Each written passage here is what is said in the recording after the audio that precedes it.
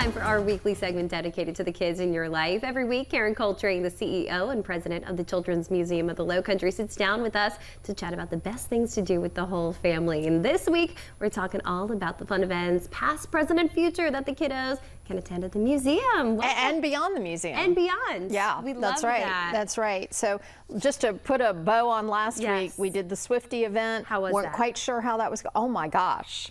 It was just joyful and fun. The museum was full of happy people, lots of sparkles. Lots of singing. Lots of singing. course. The silent disco was amazing. I took video on my phone. I probably should have sent it to you, but a little boy who would, you know, because they have the headphones on, he starts shake it off, and he, you know, so we knew what he was listening to. I mean, just adorable. So fun time. Parents were having a great time. A lot of Swifty parent and children fans together. I'm glad it went well. Yeah, it went really well. You guys have so many celebrations, of course. You have so much to celebrate. Well, we do. We're trying to, got a lot going on this year because we've completed the renovation almost. We're still doing some outside stuff, but we're there, and so we want the community to celebrate with us as a, instead of having one grand reopening event, we're going to take the whole year and do it. So next up in March is Moon Bounce Mania. So if you like hopping and like going to those places where the kids can jump and jump and jump, this is your opportunity. It's free with admission.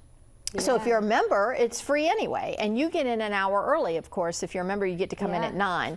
But and memberships pay for themselves. I'm always kind of pushing that. Our Reagan Ranzer loves this too, right? You love the bouncy castles. Yeah, they're awesome. And this is a moon theme, so there'll be science going on as well. And before that, we have second Saturday science with I think Chris is coming back. Is coming back. Yeah, people are going to love that. So we've got a lot going on. So keep an eye on our website. And speaking of going on, I want to tell you something today that kind of came up. The circus is in town, which you talked about. We had them on the show yesterday.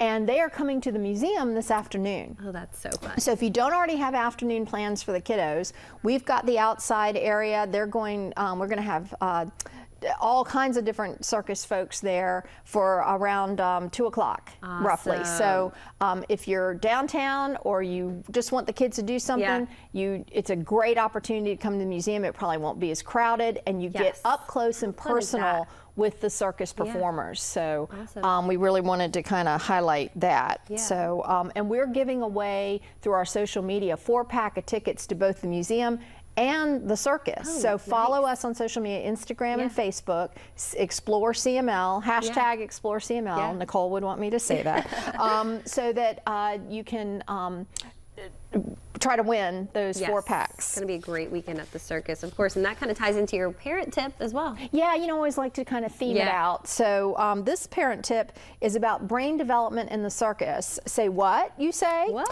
Right, I know. Well, but a study published in the Nature Neuroscience journal found that learning to juggle actually increases gray matter in your brain, which kind of makes sense if you think about it, because it's hand-eye. No, well, we can't even cut paper, so we've had that conversation. But hand-eye coordination, visual tracking, which is one of the things we work with young children, and even balancing on a tightrope, which is a little, you could do a little balance beamy kind of thing in the living room.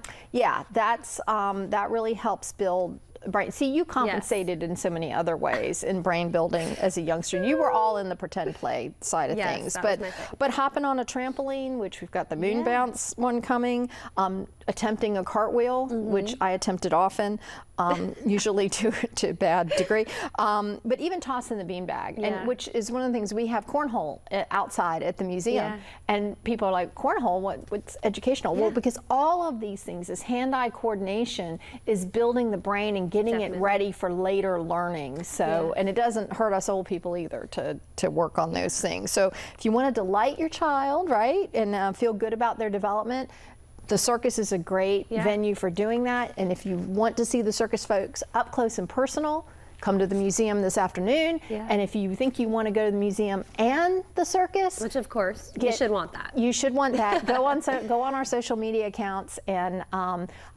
enter, and there's information there, and you have a good chance of winning. Yeah, so if you take your kids to the circus this weekend also and they say they want to join the circus, they want to learn. See, it's good to learn those tricks. We had the Is it workforce development? Yes, we had a unicyclist in studio, the One Wheel Wonder, and so kind of like riding a bike. You don't have to ride a unicycle, but like, come on, riding a bike, it kind of goes along with that. Yeah, and, it really does. Yeah. It really does. Yeah. So, and that whole balance thing. I mean, you know, as a person who's getting older, I can, you know, it's important all the way through life. So building those skills now in your child really helps down the rest of their lives. It really does. So much fun happening at the museum all month long, all year long, of course.